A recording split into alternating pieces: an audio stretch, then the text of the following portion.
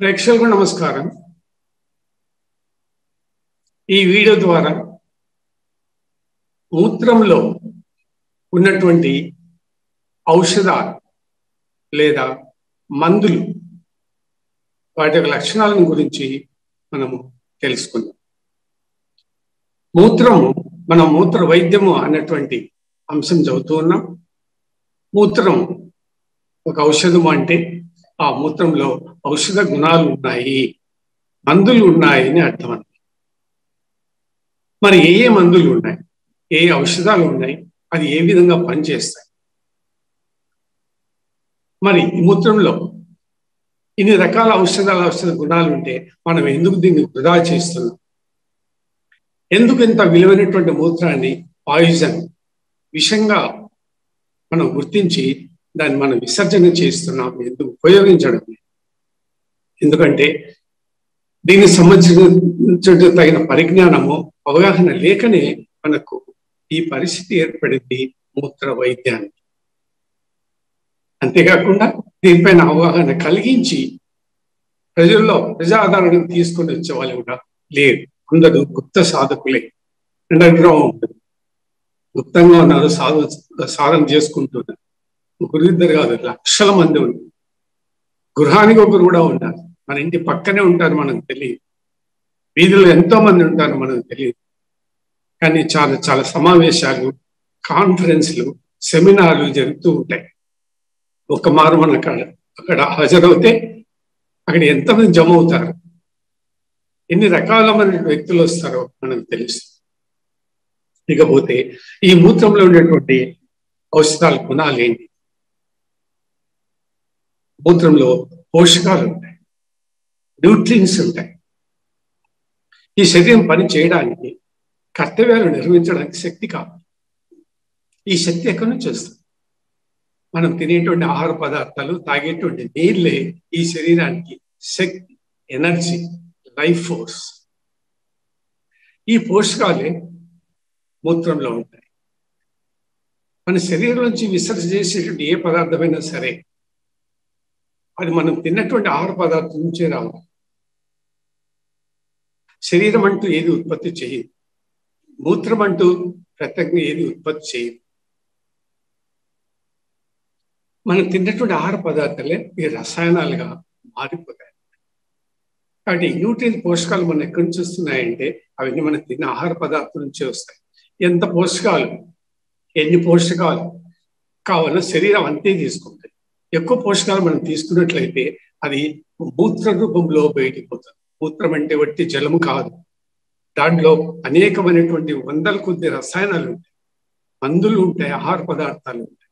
అవి మూత్ర రూపంలో బయటకు ఉంటాయి, అంతే. పనికిరావని కాదు. శరీరానికి అవసరానికి మించి ఎక్కువ పోషకాలు మన శరీరంలో ఉంటే అవి బయటకు అనేక మార్పులు, కూర్పులు, చేర్పులు, రూపాంతరము చెందుకుంటూ చివరకు మూత్ర రూపం దాటిస్తుంది. మూత్ర రూపంలో బయటకు వెళ్ళిపోతాయి. ఈ మూత్ర రూపంలో ఏమేమి ఉన్నాయో రసాయనికులన్నీ అవన్నీ కూడా బ్లడ్లో ఉంటాయి. ఈ బ్లడ్లో ఉండేటువంటి ఈ యొక్క రసాయనాలు ఎక్కడి నుంచి వచ్చాయంటే మనం తిన్నటువంటి ఆహార పదార్థాల నుంచి వచ్చాయి. ఇదంతా శరీర ప్రక్రియ, ఒక రహస్య ప్రక్రియ. మన శరీరం లోపల జరిగేటువంటి ప్రక్రియ, రూపాంతరం, మార్పు, సృజనేశ శక్తి.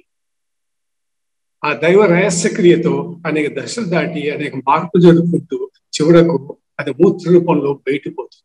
అది మూత్రం కాదు, రక్తమే. కానీ బయట పోయేటప్పుడు రక్త రూపం ఎర్రగా రంగు మార్చుకుంటుంది. అదే మరి మన శరీరంలో రక్తం లేదు. మనం తిన్న ఆహార పదార్థాలు, నీరు రక్తము రూపంలో రంగు మార్చుకుంటుంది. శరీరం బాగా అడిగిపోయిన తర్వాత, జ్యూస్ అయిన తర్వాత, రసమైన తర్వాత ఆ రసం రక్త నాళాలలోకి ప్రవేశించేటప్పుడు రంగు మార్చుకుంటుంది. పిగ్మెంట్స్ అని ఉంటాయి శరీరం. ఈ పిగ్మెంట్ అనేటువంటి ఒక రసాయనిక వ్యవస్థ రంగు మారుస్తూ ఉంటుంది. చర్మం కానీ, మూత్రం కానీ, రక్తం కానీ, వెంట్రుకలు కానీ. దాని వాళ్ళ కర్తవ్యాలు ఏంటంటే రంగు మార్చడమే. దాని పిగ్మెంట్స్ అంట. ఆ పిగ్మెంట్స్ కూడా మూత్రంలో ఉంటాయి. అదే మాదిరి మాంసకృత్, దీన్ని మనం ప్రోటీన్స్ అంటాం. ఈ ప్రోటీన్స్ కూడా మన శరీరానికి అవసరమే. ఈ ప్రోటీన్స్ కూడా మూత్రంలో ఉంటాయి. ఈ ప్రోటీన్స్ కూడా రక్తంలో ఉంటాయి. రక్తంలోకి ఎలా వచ్చాయంటే మనం తిన్న ఆహార పదార్థాలు, తాగినటువంటి నీరు ద్వారానే ఈ ప్రోటీన్స్ ఉత్పత్తి అయ్యాయి. కాబట్టి ఈ ప్రోటీన్సే మూత్రంలో కూడా నిల్వ ఉన్నాయి. ఆహారంగా పనిచేస్తుంది, చికిత్సగా ఔషధంగా కూడా పనిచేస్తుంది. రెండు శక్తులు దానికి ఉంటాయి. అది ఆహారం ప్లస్ ఔషధం. అది మనది విటమిన్లు. చాలా మందికి విటమిన్ లోపం ఉంటుంది. అనేక రకాలైనటువంటి రసాయనాలతో తయారు చేసిన విటమిన్స్ ఉన్నాయి మనకు. A vitamin, B vitamin, D vitamin, C vitamin. ఈ లోపం ఉంటే మనము ఆ యొక్క విటమిన్లు కొని తింటూ ఉంటాం. అవి సహజమైనటువంటి ప్రకృతి సిద్ధమైనటువంటి కావు, ఆర్గానిక్ కావు. అంటే బయో విటమిన్స్ కాదు, శరీరం తయారు చేసిన విటమిన్స్ కాదు. కానీ ఈ విటమిన్స్ మూత్రంలో ఉంటాయి. కాబట్టి మనం మూత్రం తాగుతూ ఉంటే ఆ విటమిన్స్ అన్ని మన శరీరంలోనే మిగిలిపోతాయి, శరీరంలోనే ఉండిపోతాయి. మనం మరి ప్రత్యేకంగా విటమిన్స్ కొని తినవలసిన అవసరం ఉంది. కాబట్టి విటమిన్ డిఫిషియన్సీ అనేది మన శరీరానికి రాదు. ఎందుకంటే మూత్రం మనం తాగుతూ ఉన్నాం కాబట్టి ఆటోమేటిక్గా శరీరంలో మనకి ఇమ్యూనిటీ పెరుగుతూ ఉంటుంది. ఈ విటమిన్స్ బిల్టప్ అవుతూ ఉంటాయి, స్టోరేజ్ ఉంటుంది శరీరంలో ఎప్పటికీ. అట్లా ప్రివెన్షన్ గా ఇట్లా ఇమ్యూనిటీగా పనిచేస్తా ఉంటాం. అదే మరి మినరల్స్ కూడా ఉన్నాయి మూత్రంలో, ఖనిజాలు, అనేకమైనటువంటి ఖనిజాలు ఉన్నాయి మూత్రంలో. వాటిని మనం విసర్జిస్తున్నాం, వేస్ట్ అయిపోతుంది. విలువైనటువంటి ఆహార పదార్థాలు తింటున్నాం, మంచి నీరు తాగుతున్నాం, పండ్లు తింటున్నాం, మాంసాహారం తింటున్నాం, వెజిటేరియన్స్ తింటున్నాం, రకరకాల మంచి మంచి ఆహార పదార్థాలు తింటున్నాం. దాని ద్వారా మనకు మంచి ప్రోటీన్స్, న్యూట్రిషన్స్ తయారవుతున్నాయి శరీరంలో. అవి శరీరానికి ఎంత శక్తి అవసరమో, ఎంత ఆహారం కావాలో అంతే తీసుకుంటుంది, మిగతావన్నీ బయటకు పంపించేస్తా ఉంటుంది. అది రస క్రియా విధానం ద్వారా మూత్రం ద్వారా బయటికి వెళ్ళిపోతుంది. ఆ ప్రక్రియలో అది మనకు తెలియడం లేదు. అందుకే దాన్ని మనం విసర్జన చేస్తుంటాం, పనికిరాని వస్తువుగా, వేస్ట్, వృధా జలంగా చూస్తూ ఉంటాం. అంటే మాది యూరియా ఉంటుంది బాడీలో. యూరియా చాలా విలువైనటువంటి పదార్థం. యూరియాని మనం పంటలు కూడా పండిస్తుంటాం, రసాయన ఎరువులు వస్తుంటాయి, యూరియా అని, యూరిక్ యాసిడ్ అని. ఆ యూరియాని పంటలు వేస్తాం. అది రసాయనికమైనటువంటి ఎరువు, మందులతో తయారు చేస్తాం, సింథటిక్స్ తో తయారు చేస్తాం. కానీ మన శరీరంలో ఆ యూరియా వచ్చేసి బయోకెమికల్స్, అంటే శరీర సంబంధమైనటువంటి పదార్థం, న్యాచురల్, ప్రకృతి సిద్ధమైనటువంటి సహజమైనటువంటి యూరియా. ఆ యూరియా కూడా మన శరీరానికి అవసరం. ఆ యూరియాలోనే 2.5% పాయిజన్, విషం కూడా ఉంది. ఆ విషయం కూడా శరీరానికి అవసరం. శరీరానికి తేజస్సు, తర్వాత మోటివేషన్, ప్రకంపనలు, ప్రేరణ కలిగిస్తాం, వైబ్రేషన్స్ కలిగిస్తాం. ఆ విషయం లేకపోతే ప్రేరణ కలగదు శరీరానికి, ప్రేరణాశక్తి రాదు. కాబట్టి ఆ విషయం కూడా శరీరంలో ప్రొడ్యూస్ అవుతుంది. ఇవి కూడా జంతువులు కూడా కోయండి, విషం అనే విష పదార్థం తీసేస్తుంటారు. నాన్ వెజ్ తినే వాళ్ళకి విషయం తెలిసి ఉంటుంది. కోడిలు కానీ, మేకలు కానీ, ఈ హృదయ భాగంలో ఒక భాగం, ఒక అంగం ఉంటుంది, దాన్ని చేదు అంటుంది. ఆ చేదును తీసేస్తాం, అది యూరియాతో తయారై. ఆ యూరియా కూడా శరీరానికి అవసరమే. పరమశివునికి ఆ రహస్యం తెలుసు. అందుకనే ఆ యూరియా కూడా ఉత్పత్తి అవుతుంది. యూరిక్ యాసిడ్ ఉత్పత్తి అవుతుంది. యూరిక్ యాసిడ్ కూడా ఉత్పత్తి అవుతుంది. ఆయాన్స్ ఉత్పత్తి అవుతాయి, ఎంజిమ్స్ ఉత్పత్తి అవుతాయి, క్రియాటిన్ ఉత్పత్తి అవుతుంది. శరీరం నుంచి తయారైనటువంటి అమోనియా ఈ మూత్రంలో ఉంటుంది, మ్యాంగనీస్ మూత్రంలో ఉంటుంది, ఆర్గానిక్ మాలిక్యూల్స్ ప్రొడ్యూస్ అవుతాయి, మెటబాలిటీస్ ప్రొడ్యూస్ అవుతాయి, కిటోన్స్ ప్రొడ్యూస్ అవుతాయి, పిండి పదార్థాలు ఉంటాయి, సోడా ఉంది, సాల్ట్ ఉంది, షుగర్ ఉంది, కాల్షియం ఉంది, సోడియం ఉంది, పొటాషియం ఉంది. ఇట్లా చెప్పుకుంటూ పోతే రసాయనాలు, కొన్ని వందల రసాయనాలు మనకు ఈ శరీరంలో తయారవుతాయి. అవన్నీ నిక్షిప్తమైన ఉన్నాయి మూత్రంలో. ఇవే ఔషధాలు. ఈ ఔషధాలే చికిత్స చేసింది. మూత్రము వేస్ట్ ప్రోడక్ట్ కదా, ఏ విధంగా చికిత్స చేస్తుంది అనేటువంటి డౌట్ ప్రతి ఒక్కరికి ఉండొచ్చు. ఇటువంటి రసాయనాలు వందల కొలది ఉన్నాయి. ఇంతవరకు కొన్ని రసాయనాలు, ఔషధాలు మాత్రమే కనుగొనడం జరిగింది సైన్స్ లో పరిశోధన చేసి. ఇంకా ఎన్నో రసాయనాలు ఇందులో ఉన్నాయంట. కొన్ని వందల రసాయనాలు, ఔషధాలు మూత్రంలో నిక్షిప్తమై ఉన్నాయని సైన్స్ చెప్తాం. కానీ దానిపైన పరిశోధనలు జరగడం లేదు.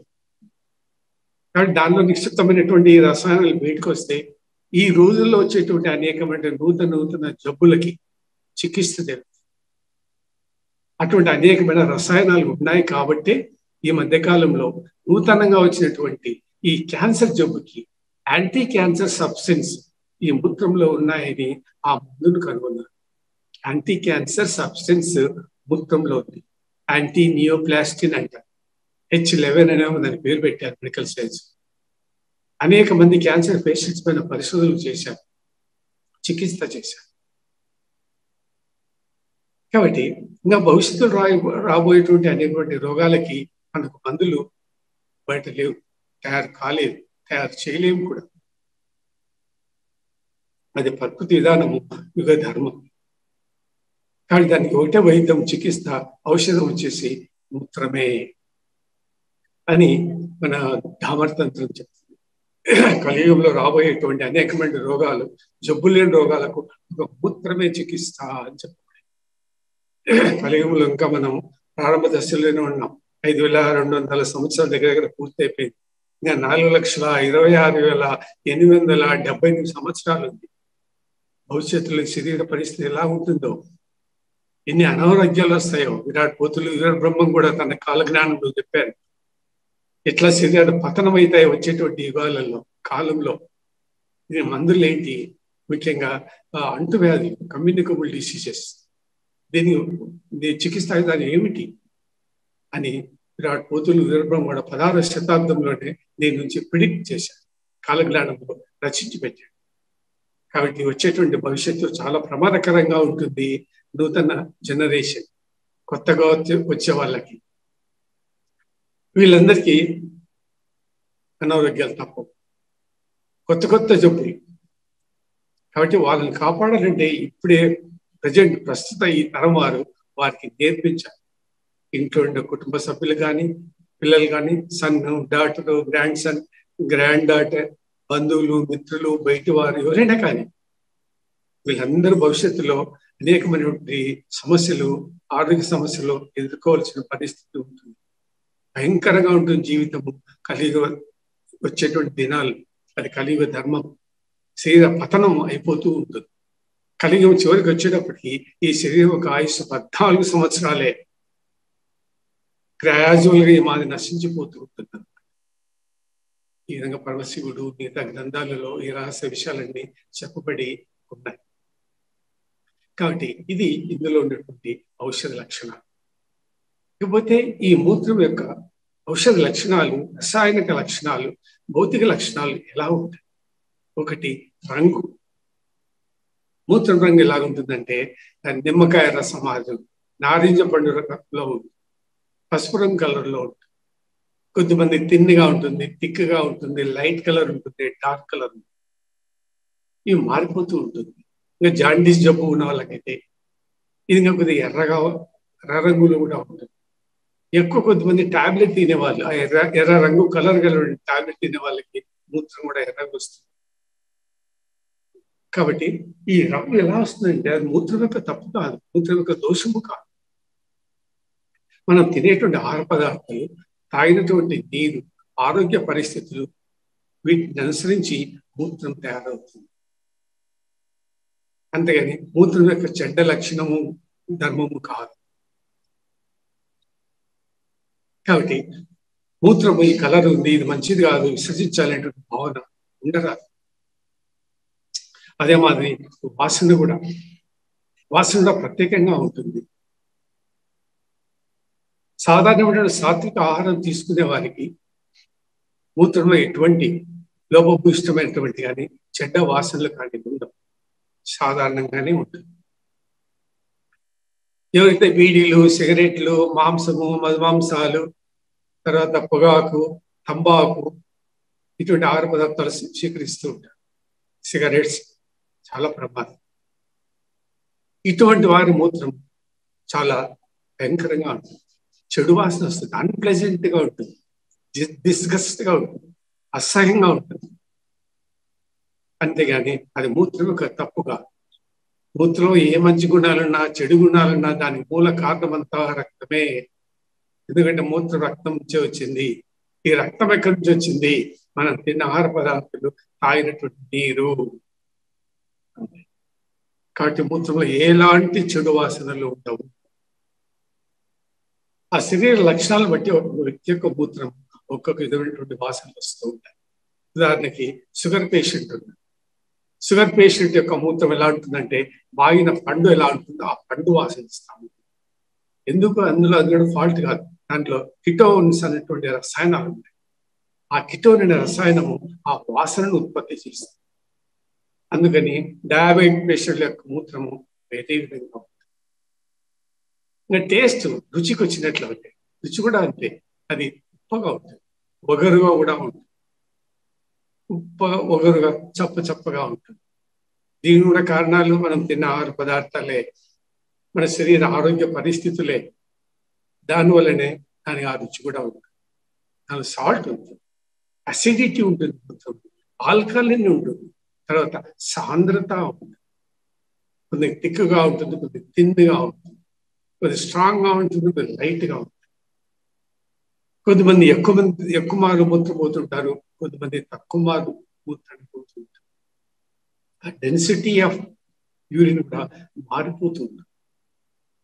అంతే, ఈ లక్షణాలన్నీ ఉంటాయి. అంతేగాని ఇంకా మనం అనుకున్నట్లు చెడు లక్షణాలు, గుణాలు ఈ మూత్రంలో ఏవి ఉంటాయి. మూత్రాన్ని మనం నెగ్లెక్ట్ చేయడానికి ద్వేషభావంతో చూడడం కానీ, అసహ్యంగా చూడడం కానీ మూల కారణాలు ఈ నాలుగే: రంగు, వాసన, రుచి, సాంద్రత, అసిడిటీ, ఆల్కలినిటీ. ఈ 4 కారణాల వల్లనే మనం దాన్ని ద్వేషిస్తున్నాం. దీనికి కారణాలు కూడా ఇవి. అంతేగాని మూత్రం యొక్క తప్పు కాదు. మనం తినేటువంటి ఆహార పదార్థంలో ఉప్పు లేదా? మనం తినేటువంటి ఆహార పదార్థంలో చింతపండు లేదా? పులుపు లేదా? స్వీట్ లేదా? పిండి పదార్థాలు లేవా? ఈ పిండి పదార్థం కూడా మూత్రంలో ఒక భాగమే. పిండి పదార్థం కూడా ఉంటుంది మూత్రంలో, పిగ్మెంట్స్ ఉంటాయి మూత్రంలో. అంటే మనం తినే ఆహార పదార్థాలు అవన్నీ రుచిగా తింటున్నాం, అవన్నీ రుచి అనుకొని తింటున్నాం. కానీ మూత్రం కూడా అవే రుచి ఉంటుంది.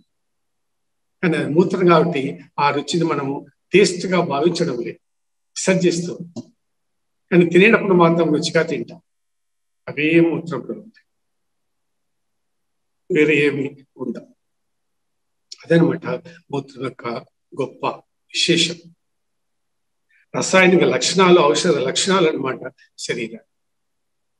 అంతేకాకుండా చూడండి, మూత్రము ఈజ్ ఎ లైఫ్ సేవర్.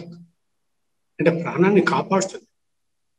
ప్రాణాంత సమయాలలో, ప్రాణాంత సిచ్యువేషన్లో, ప్రాణం పోతుంది అన్నటువంటి సిచ్యువేషన్లో మనకు ఉపయోగపడేది మూత్రమే. అంటే మూత్రము helper of last resort. Helper of last resort, చిట్ట చివరిలో మనకు సహాయం చేస్తుంది అనమాట. A friend in need is a friend in deed అని అంటున్నాం చూసావు, అవసరానికి ఉపయోగపడే మిత్రుడు అని. కాబట్టి మూత్రము మనకు ప్రాణం పోయే ముందు, ప్రాణ ప్రమాదంలో ఉన్నప్పుడు, ప్రాణాంతక సిచ్యువేషన్లో మన ప్రాణాన్ని కాపాడుతుంది. అందుకే మూత్రాన్ని మనం లైఫ్ సేవర్ అంటాం. జీవితాన్ని, ప్రాణాన్ని కాపాడుతుంది, మరణించదు. Helper of last resort. Helper, సహాయం చేసేవాడు. ఎప్పుడు? Last resort. అన్ని పద్ధతులు, మెథడులు, మనకు ఆలోచనలు అన్ని పూర్తిగా విఫలమైన తర్వాత మనకు లాస్ట్గా వచ్చి సహాయపడేది మూత్రమే. ఎప్పుడు? ఏ పరిస్థితుల్లో? Ultra rare situations. కొన్ని ఆల్ట్రా రేర్ సిచ్యువేషన్లో మన దగ్గర మందులు ఉండవు, ఏ మందులు పనిచేయవు, ఎవరు ఉపయోగపడరు, ఏకాకిగా ఉంటాం, మనసమయ ఆసన్నమైంది. అప్పుడు నీకు లైఫ్ సేవ్ చేస్తుంది. ఎందుకంటే మూత్రం నీ దగ్గరే ఉంటుంది, నీలోనే ఉంటుంది. నువ్వు ఎక్కడ ఉంటావో అక్కడ మూత్రం ఉంటుంది. ఎక్కడ మరణ సమయము, స్థలము సంభవించిందో అక్కడ మనం దాన్ని ఉపయోగించుకోవచ్చు. అదే మాదిరి లైఫ్ థ్రెటనింగ్ సిచ్యువేషన్స్, అంటే లైఫ్ థ్రెటనింగ్ అంటే ప్రాణం పోయేటువంటి సమయంలో కూడా మనకు మూత్రం ఉపయోగిస్తుంది. ఎందుకంటే అన్ని వైద్య విధాన పద్ధతులు ఫెయిల్ అయినప్పుడు, విఫలమైనప్పుడు, పని చేయనప్పుడు, లేదా ఏ ఇతర వైద్య విధానాలు లేనప్పుడు, ఏ మందులు లేనప్పుడు మనకు మూత్రం మన దగ్గర ఉంటుంది. బాగా గుర్తుపెట్టుకోండి. మిగతా అనేకమైన వైద్య విధానాలు, పద్ధతులు, దానికి ఔషధాలు ఫెయిల్ అయినప్పుడు, పని చేయనప్పుడు, క్యూర్ చేయనప్పుడు, లేదా ఏ ఇతర వైద్య విధానాలు లేవు, పద్ధతులు లేవు, ఔషధాలు ఏంటి పరిస్థితి? ప్రాణం పోతుంది. ఆ సమయంలో మూత్రము నీకు ప్రాణాన్ని కాపాడుతుంది. Life saver, helper of last resort. మీకు ఒక ఉదాహరణ చెప్తాను. ఎర్త్క్వేక్స్, భూకంపాలు వస్తుంటాయి, బిల్డింగ్స్ అన్ని కూలిపోతాయి, పైన అంతస్తుల బిల్డింగ్ కూలిపోతుంది. ఆ డెబ్రిస్ లో శిథిలాల కింద కొన్ని ఇరుక్కుపోతాయి. అండర్ గ్రౌండ్ లో కానీ, షెల్లార్లో కానీ, పైన కానీ 2 రోజులు, 3 రోజులు, వారం రోజులు ఆ డెబ్రిస్ శిథిలాల కిందనే ఉంటాయి. వారం రోజులు, 10 రోజులు కూడా ఉంటాయి. మరి వారి ఆహార పరిస్థితి ఏంటి? ఆరోగ్య పరిస్థితి ఏంటి? నీరు ఏంటి? అటువంటి వారు ఎవరైతే ఇరుక్కుని ఉన్నారో అటువంటి డెబ్రీస్ కింద, ప్రమాద స్థితిలో, ప్రాణాపాయ స్థితిలో, అటువంటి వాళ్ళలో ఎవరికైతే మూత్ర వైద్యం గురించి విని ఉన్నారో, సాధన చేసి ఉన్నారో, తెలిసి ఉన్నారో, వాళ్ళు మూత్రాన్ని నీతిగా నీరు దప్పికి తీర్చుకుని నీళ్లుగా తాగుతారు, ఆహారంగా కూడా తాగుతారు. ఎందుకంటే దాంట్లో అనేకమైన ఆహార ఔషధాలు ఉన్నాయి. ఇంతవరకు మనం అందుకున్నాం న్యూట్రిషన్, ప్రోటీషన్, విటమిన్స్, మినరల్స్, అయాన్స్, ఎంజిమ్స్, పిండి పదార్థాలు చూసారా, మెటబాలిటీస్ ఉంటాయి, కాల్షియం ఉంటుంది. ఇవన్నీ ఔషధాలే, ఇన్ని రసాయనాలే. కాబట్టి అటు ప్రమాద స్థితిలో వాళ్ళు మూత్రాన్ని తాగుతారు. మన దేశంలో ఎన్నో మనకు భూకంపాలు వచ్చాయి. గుజరాత్ లో వచ్చింది, నేపాల్ వచ్చింది, ఈ మధ్య కాలంలో 2 దేశాల్లో వచ్చాయి. ఎవరెవరైతే ఈ డెబ్రిస్లు విరుక్కుపోయి ఉన్నారో శిథిలాల కింద, వాళ్ళ మూత్రం తాగారు చాలు. తర్వాత వాళ్ళు బతికి బయటపడి బాహ్య ప్రపంచంలోకి వచ్చిన తర్వాత ప్రపంచాన్ని ప్రకటించారు కూడా. మేము మూత్రం తాగి బ్రతికాము, మూత్రాన్ని సేవించాము, అదే మాకు నీరు, ఆహారం, బ్రతికి బయటపడ్డామని ఓపెన్ గా ప్రకటించారు. ప్రెస్ స్టేట్మెంట్లు ఇచ్చారు. మీడియా అట్రాక్షన్ అయింది, ప్రపంచాన్ని ఆకర్షించారు. This is called life saver. అటువంటి critical situation, life threatening situation ఏదైనా మనకు వచ్చినట్లయితే, మనకు సంభవించినట్లయితే, మన మూత్ర వైద్యం ఆల్రెడీ మూత్రాన్ని సేవించుతూ ఉండినట్లయితే, లేదా ఆలోచన ఉండినట్లయితే, దాని గురించి తెలుసుకున్నట్లయితే మన మూత్రాన్ని సేవించవచ్చు, ప్రాణాన్ని కాపాడుకోవచ్చు.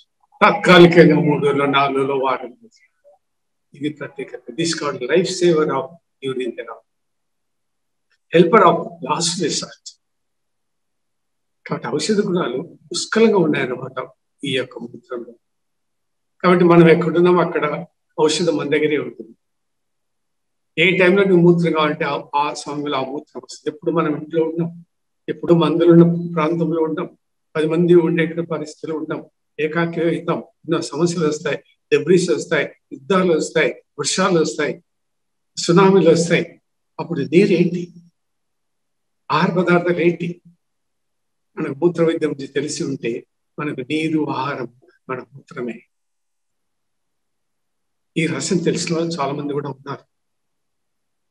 ఇంకొక విషయం చెప్తాను. ఒక విమాన ప్రమాదంలో గురించి జరిగినటువంటి సంఘటన. Andes, Himalayas aeroplane crash, aeroplane number 571. హిమాలయలో, దట్టమైనటువంటి హిమాలయలో ఒక ఏరోప్లేన్ క్రాష్ అయ్యి ఢీకొని హిమాలయాల్లో మునిగిపోయి, ఎక్కడ క్రాష్ అయిందో, ఎక్కడ విమానం ఉందో దగ్గర దగ్గర సుమారు 2.5 నెలలు ఈ ప్రపంచానికి తెలియదు. ఎన్ని కెమెరాలు ఫోటోలు తీసినా, శాటిలైట్స్ తో తీసినా కూడా ఆ హిమాలయ, దట్టమైన హిమాలయాల్లో ఇరుక్కుపోయినటువంటి ఆ యొక్క విమానం యొక్క రహస్యాలు, విషయాలు, ప్రదేశం ఎక్కడ అన్నది తెలియలేదు. దగ్గర దగ్గర 2.5 నెల, 172 రోజులు దొరకలేదు. ఆ విమానం ఎక్కడుందో కూడా తెలియదు. కెమెరాలు కూడా చిక్కలేదు.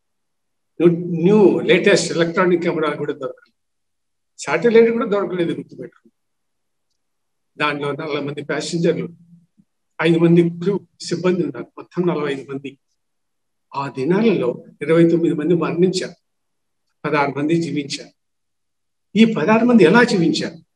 మరి నీరు ఏమి, ఆహారం ఏమి, దగ్గర 2.5 నెలల క్లైమేట్ ఏమి, అవలంచాస్ ఏంటి, మంచు ఏమి, తర్వాత ఆ యొక్క స్నోఫాల్ ఏంటి, ఆ క్లైమేట్ ఎలా తట్టుకున్నారు, ముఖ్యంగా ఆహారం ఏంటి.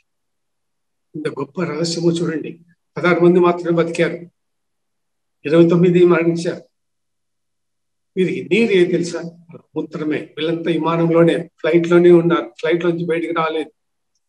మరణించిన 29 మంది కూడా ఫ్లైట్ లోనే లోపలే ఉన్నారు.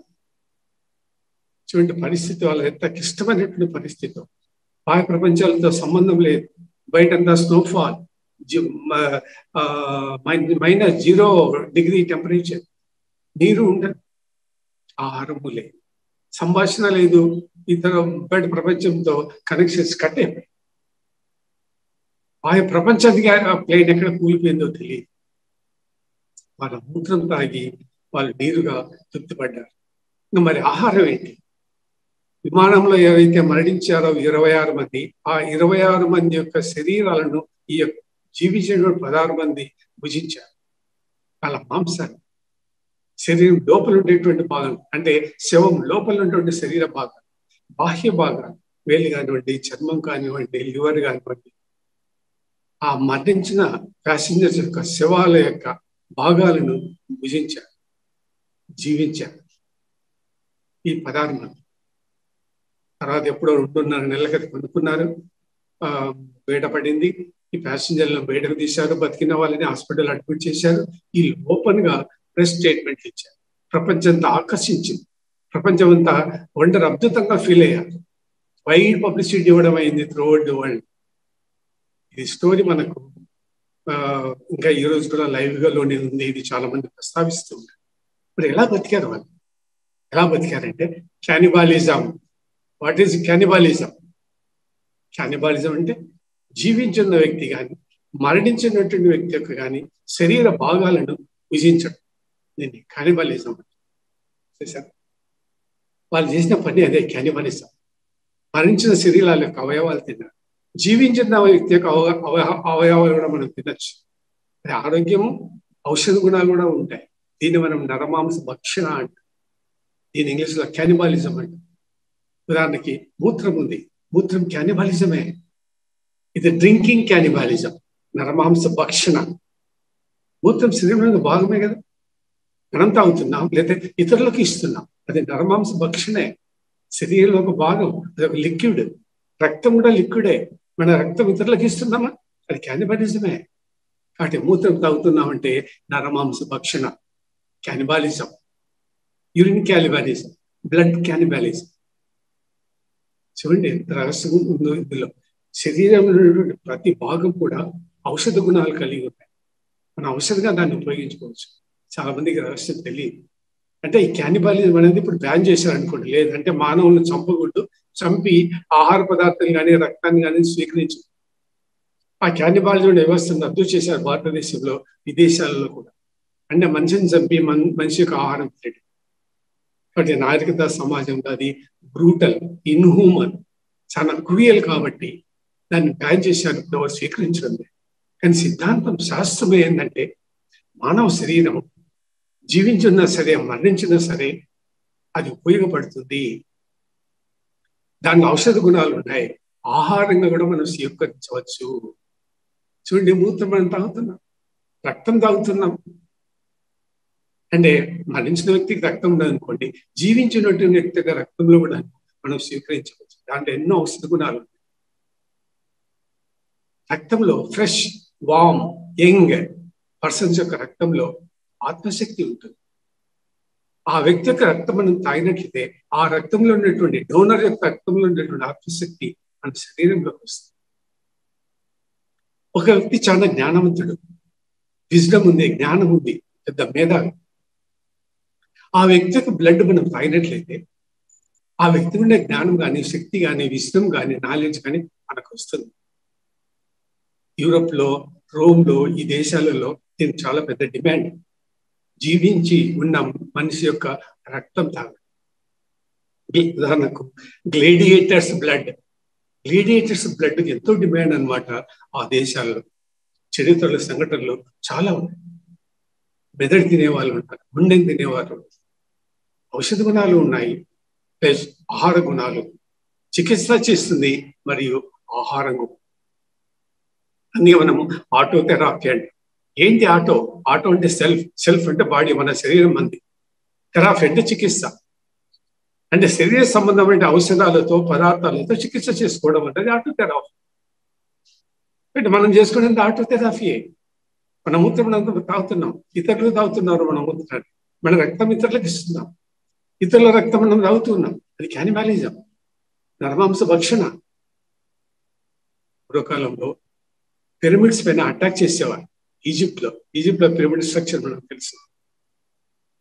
ఆ పిరమిడ్ అటాక్ చేసి అందులో మమ్మీలను దొంగతనం చేసేవారు, తీసుకుపోయారు. ఆ మమ్మీస్ ఆరోగ్యానికి ఎంతో ఉపయోగకరం. ఔషధ గుణాలు అందరూ మమ్మీస్ లో ఉంటాయి. వాటి కొరకు యుద్ధాలే జరిగినాయి కొన్ని దేశాలలో. నరమాంసాన్ని, మానవ శరీర భాగాలను ఓపెన్ గా పబ్లిక్ మార్కెట్ లో వస్తువుగా పెట్టి అమ్మారు. రిటైల్ మార్కెట్ చేశారు మానవ మాంసాన్ని. మన మేక మాంసము, కోడి మాంసం అని దుకాణాలు పెట్టి ఉన్నాం బజార్లో. ఆ మా రిటైల్ అవుట్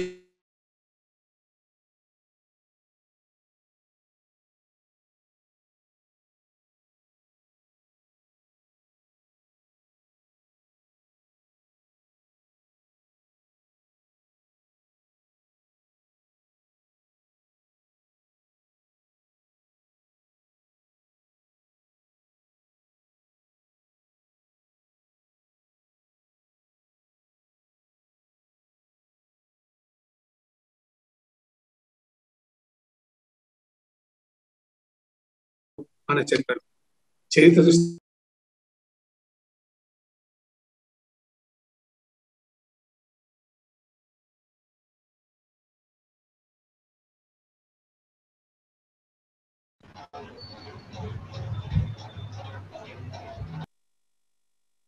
ఈ కట్ అండ్ పేస్ట్ టెక్నాలజీ వచ్చిన తర్వాత ఓ శరీరాన్ని కట్ చేసి దానిలో ఉన్న భాగాలను తీసి ఇతర శరీరాలకు బదిలీ చేయొచ్చు.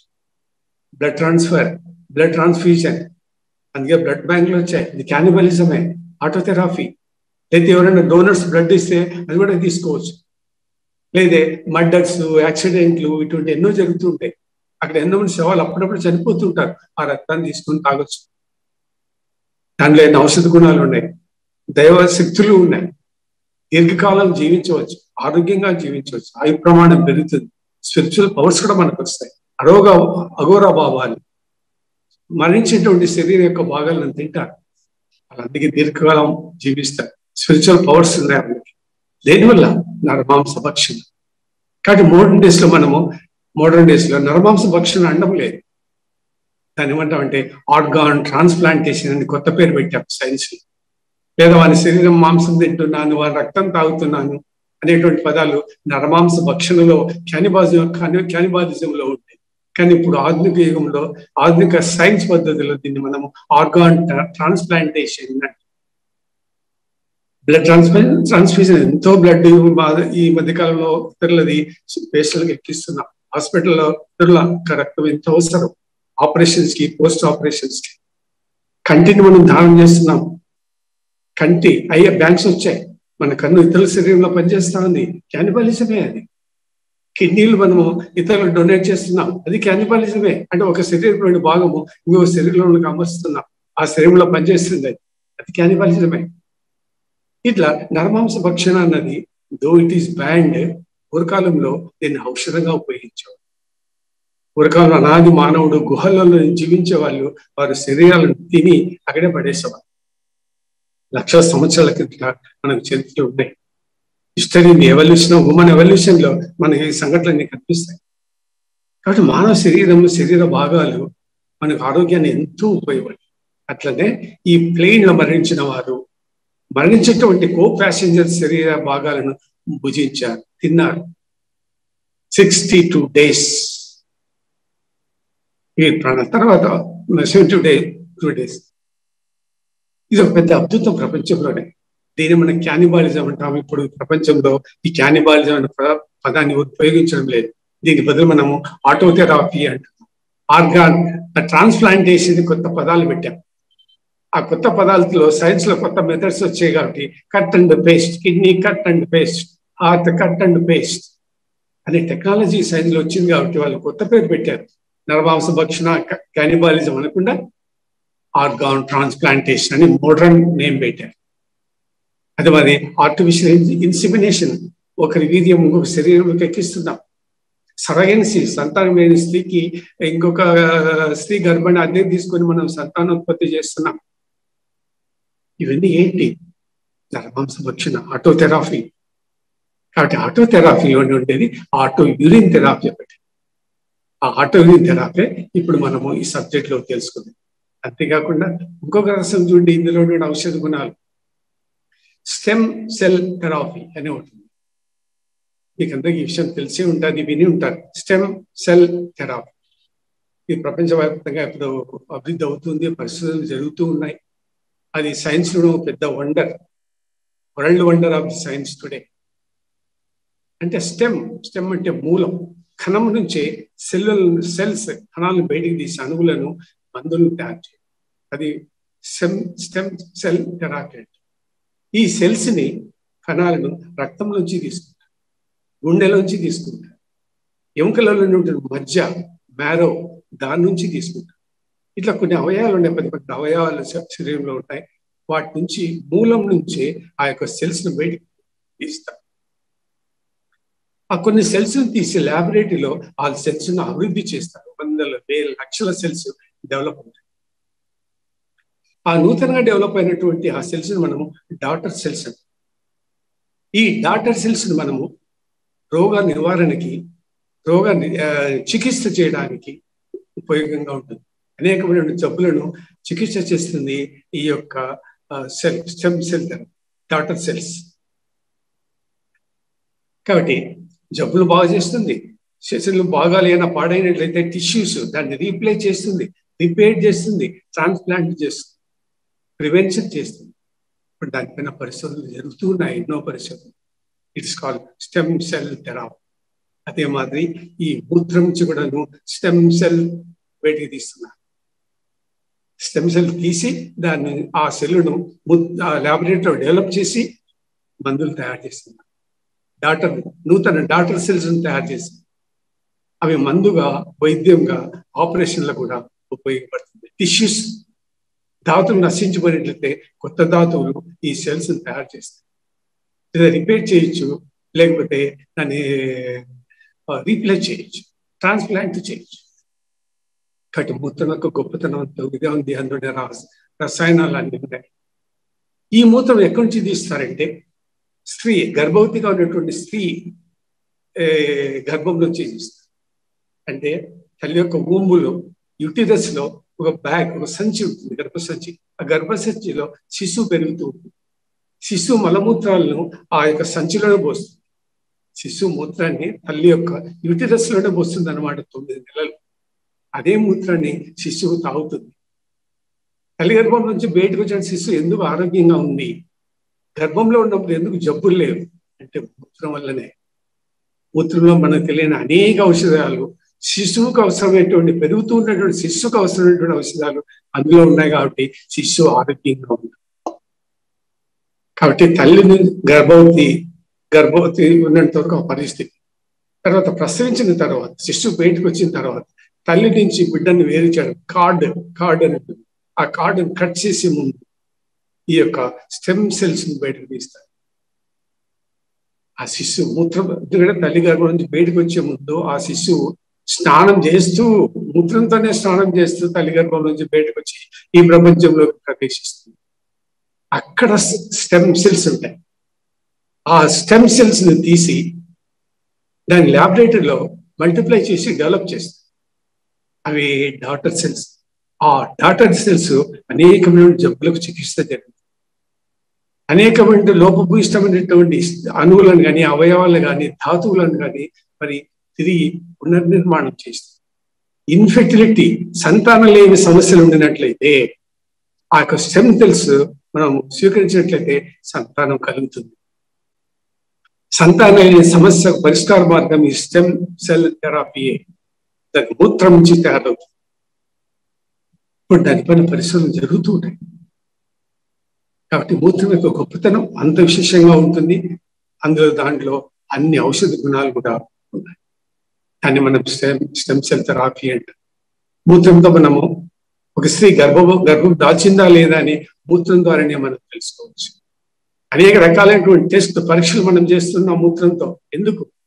మన శరీరం ఆరోగ్య కండిషన్స్ ఎలా ఉన్నాయో మనకు మూత్రం ద్వారానే తెలుస్తుంది. షుగర్ ఉందా లేదంటే మనం ముందు మూత్రం బ్లడ్ టెస్ట్ చేస్తాం. నువ్వు జబ్బు ఉందా అంటే ముందు మూత్రం యూరిన్ టెస్ట్ చేస్తాం. ఈ పరీక్షలు అయిన తర్వాతనే మనం మందులకు పోతాం. ఎందుకు ఆ మూత్రం టెస్ట్ చేస్తాం? ఆ మూత్రంలో అన్ని రసాయన గుణాలు ఉన్నాయి. ఏ రసాయనం డిఫిషియెంట్ ఉందో దానికి సంబంధించిన జబ్బు వస్తుంది. కాబట్టి మూత్రం తాగుతూ ఉంటే మనకు ఆ డెఫిసిట్ ఉండదు. కాబట్టి ఎప్పుడు శరీరాన్ని ఆరోగ్యంగా కావచ్చు. కాబట్టి మన మూత్ర పరీక్షలు చేసేది అందుకే. ఈ విధంగా మూత్రంలో అనేకమైనటువంటి ఔషధ గుణాలు ఉన్నాయి. కాబట్టి మూత్రం ఔషధము అనేకటువంటి జబ్బులకు చికిత్స చేస్తుంది. ఇంతటితో ఈ వీడియో ముగిస్తాం. మరొక అంశంతో మళ్ళీ కలుద్దాం. అంతవరకు సెలవు. నమస్తే. జై హింద్.